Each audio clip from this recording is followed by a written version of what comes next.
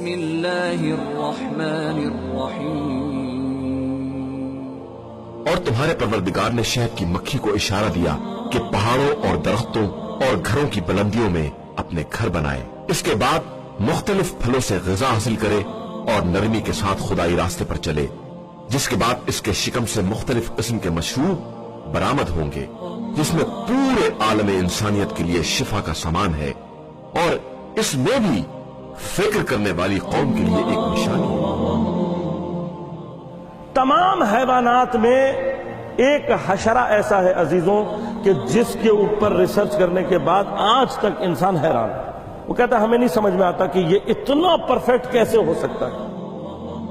شہد کی مکھی چھوٹی ہوتی ہے، بڑی ہوتی ہے، مختلف سائز کی ہوتی ہے، درختوں میں بھی گھر بناتی ہے، پہاڑوں میں بھی گھر بناتی ہے۔ آج تک جو سب سے بڑے چھتے دریافت ہوئے دنیا میں وہ نیپال میں ہیں۔ نیپال کی پہاڑیوں میں ایک جگہ، ایک مقام ہے جہاں پھر آگے گاڑی نہیں جاتی، پھر خچر وغیرہ پہ گھوڑوں پر سفر کرنا پڑتا ہے۔ اس مقام پر جا کر ایک گاؤں ہے جہاں پر شہد کے چھتے لگے ہوئے ہیں۔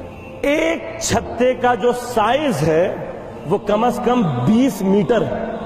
کہا کہ اس میں سے اگر 1/4 اتارا جائے، یعنی کتنا 5 میٹر کا حصہ اگر اس کو توڑ کے اتارا جائے تو اس سے کم از کم 200 کلو شہد نکلتا ہے۔ اب پوری دنیا میں شہد کی مکھی چھتے بناتی ہے۔ آج تک سائنسدان یہ ثابت نہیں کر سکے کہ کسی چھتے کے جو سوراخ ہوتے ہیں ان میں کوئی ایک سوراخ دوسرے سے چھوٹا بڑا ہو جائے، ناممکن ہے۔ ہمیشہ جتنا بڑا 20 میٹر کا سوچے کتنے سوراخ ہوں گے، لیکن مجال ہے کہ کوئی سوراخ ایک سے دوسرے سے چھوٹا بڑا ہو جائے، نہیں ہو سکتا۔ پھر شہد، اب آپ شہد کھاتے ہوں گے یقیناً، اللہ نے اس کے اندر شفا رکھی ہے، کھانا چاہیے، ہر چیز کے لیے فائدہ مند، لیکن شرط یہ کہ اصلی ہو۔ تو ہمارے ساتھ مصیبت یہ ہے، اصلی اگر ہے تو شفا پہنچائے گا، گارنٹی ہے، یہ گارنٹی ہے، قرآن نے گارنٹی لی ہے۔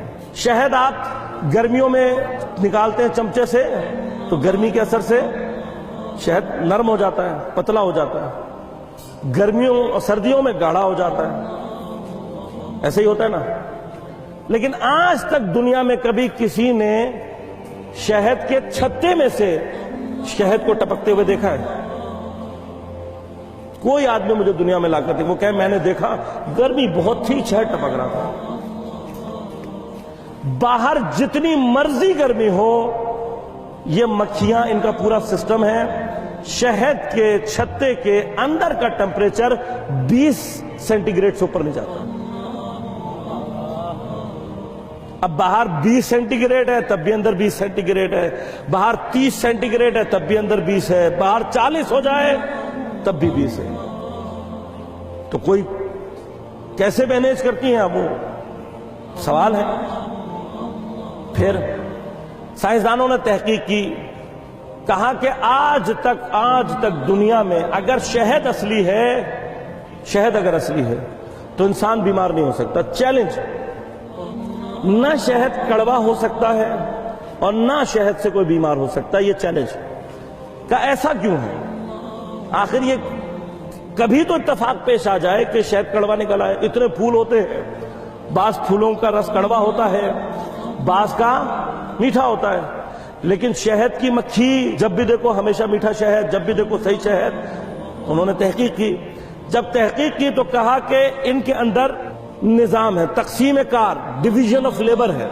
ایک ملکہ ہوتی ہے، اس کے اپنے کام ہیں، کچھ اور مکھیاں ہوتی ہیں، ان کے اپنے کام ہیں، ان کے نیچے مزدور مکھیاں ہوتی ہیں، ان کے اپنے کام ہیں، انڈوں کی حفاظت کرنے والی الگ ہیں، ٹمپریچر برابر کرنے والی الگ ہیں، چھتا بنانے والی الگ ہیں، رس لانے والی الگ ہیں، سب کی باقاعدہ الگ الگ ڈیوٹیاں لگی ہوتی ہیں۔ کہا کہ ان میں سے ایک مکھی ایسی ہوتی ہے کہ جس کا کام یہ ہے کہ وہ چھتے سے نکلتی ہے، جاتی ہے پھولوں کو تلاش کرتی ہے اور چیک کرتی ہے کہ اس کا رس میٹھا ہے، اس کا کڑوا ہے، یہ صحیح ہے، یہ غلط ہے، سب چیک کر کے آتی ہے۔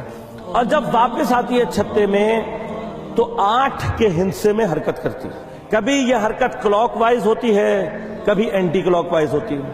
پھر اس کی جو ڈائریکشن ہوتی ہے کبھی ورٹیکل ہوتی ہے، کبھی ہاریزونٹل ہوتی ہے، اور اس کے جو وہ چکر لگاتی ہے اس کی تعداد بھی فکس ہوتی ہے، خاص ہوتی ہے۔ کہا یہ تینوں چیزوں کو جب جمع کر کے حساب کتاب کرتے ہیں تو پتہ لگتا ہے کہ اس حرکت سے مکھی مزدور مکھیوں کو پیغام دیتی ہے کہ چھتے سے باہر نکل کے رائٹ لیفٹ اوپر نیچے کس سمت میں جانا ہے، کتنی دور جانا ہے، حتیٰ 1 سینٹی میٹر کی بھی غلطی ایڈریس میں نہیں ہوتی۔ اور پھر کیا ہوتا ہے کہ جب یہ چلی جاتی ہیں مکھیاں تو اب رس لے کر واپس آتی ہیں، جب رس لے کر واپس آ رہی ہوتی ہیں تو ایسا نہیں ہے کہ جانے دو انہیں، کہ اس کے بعد ایک چیک نظام ہوتا ہے۔ وہ چیک نظام کیا کہ وہی مکھی چھتے کے دروازے پر بیٹھ جاتی ہے داخلی، اور جتنی مکھیاں آ رہی ہوتی ہیں ان کو چیک کرتی جاتی ہے کہ یہ صحیح رس لے کر آئی ہے یا نہیں، یہ بتائے ہوئے ایڈریس پر گئی ہے یا نہیں۔ اور جس مکھی نے بات نہ مانی ہو اس کو کاٹ کر 2 ٹکڑے کر کے پھینک دیتی ہے، اندر نہیں جانے دیتی۔ کہا کہ یہ اتنا پرفیکٹ آج تک انسان نہیں سمجھ سکا کہ یہ مکھیوں کے اندر اتنا پرفیکٹ نظام کہاں سے آیا ہے۔ تب ہم آپ کو بتاتے ہیں کہ اتنا پرفیکٹ نظام کہاں سے آیا ہے۔ تمام حیوانات میں، تمام حشرات میں یہ واحد حشرہ ہے جس کو یہ اعزاز ملا ہے، تیرے پروردگار نے وحی کی ہے شہد کی مکھی پر۔ وحی کی برکت دیکھیے آپ، جس پر وحی کی برکت ہوئی اس پہ کیا ہوا، اس کا نظام اتنا پرفیکٹ، ایک ذرے کی غلطی ممکن نہیں۔ دوسری طرف اللہ تعالیٰ نے فرمایا کہ یہ نکلتی ہے، پہاڑوں میں جاتی ہے، درختوں میں جاتی ہے، اپنے چھتے بناتی ہے، رس جمع کر کے لاتی ہے، اور اس کے منہ سے ایک رس نکلتا ہے، فیہ شفاء للناس، اس شربت کے اندر، اس شہد کے اندر لوگوں کے لیے شفا رکھی گئی ہے۔ پس شہد کی مکھی جو رس نکالتی ہے جسے ہم شہد کہتے ہیں، اس کے اندر شفا کی گارنٹی کس نے لی ہے؟ پروردگار نے۔ تو جہاں پروردگار گارنٹی لے لے کہ اس میں شفا ہے، اس میں مرض ہو ہی نہیں سکتا۔ یہ شہد کی مکھی کی سٹوریاں سنا کے اور جو جتنی بھی باتیں ہیں، میں آپ کا وقت ضائع نہیں کرنا چاہتا، میں نتیجے تک پہنچاؤں گا، آپ کو نتیجے تک پہنچاؤں گا۔ سبط ابن جوزی اپنی کتاب تذکرۃ الخواص میں لکھتے ہیں کہ مولا کائنات کو پیغمبر اکرم نے ایک لقب دیا ہے۔ کیا ہے لقب وہ؟ یا علی انتا یاسوب الدین، اے علی تم یاسوب الدین ہو۔ کہا کہ یاسوب عربی میں اسی مکھی کو کہتے ہیں شہد کی کہ جس کا کام ہے، جو جاتی ہے ایڈریس دیکھتی ہے، پھلوں کو چیک کرتی ہے، کون سا صحیح ہے کون سا غلط ہے۔ کہ جب یہ جا رہی ہوتی ہے اور آ کر پیغام دیتی ہے، جب پیغام دے رہی ہوتی ہے تو یہ امام کہلاتی ہے، اور جب وہ مکھیاں جو واپس آتی ہیں ان کو چیک کرنے کے لیے دروازے پر کھڑی ہو جاتی ہیں، ایک ایک کو چیک کر رہی ہوتی ہے کہ کس نے میری ہدایت پر عمل کیا، کس نے نہیں کیا، اس وقت میں اس کو یاسوب کہتے ہیں، اس وقت میں اس کو یاسوب کہتے ہیں۔ کہ پیغمبر نے علی کو کہا انت یاسوب الدین، مولا کائنات دنیا کے اندر امام ہے، یہ بتلاتا ہے کون سا راستہ صحیح ہے کون سا غلط ہے، کس کے پاس جانا ہے کس کے پاس نہیں جانا۔ فرمایا قیامت کے دن علی یاسوب ہوگا، پل صراط پر کھڑا ہوا ہوگا، ہر آنے والے کو چیک کر رہا ہوگا کس نے میری ہدایت پر عمل کیا کس نے نہیں کیا۔ تو جس نے عمل کیا ہوگا اس کو جنت میں جانے دے گا، اور جس نے علی کی ہدایت پر عمل نہیں کیا ہوگا اسے کاٹ کر جہنم میں پھینک دے گا۔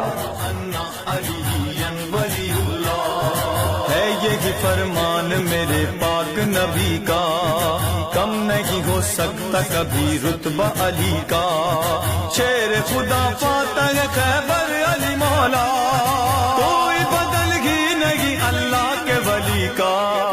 اشہد ان علی ولی اللہ، اشہد ان علی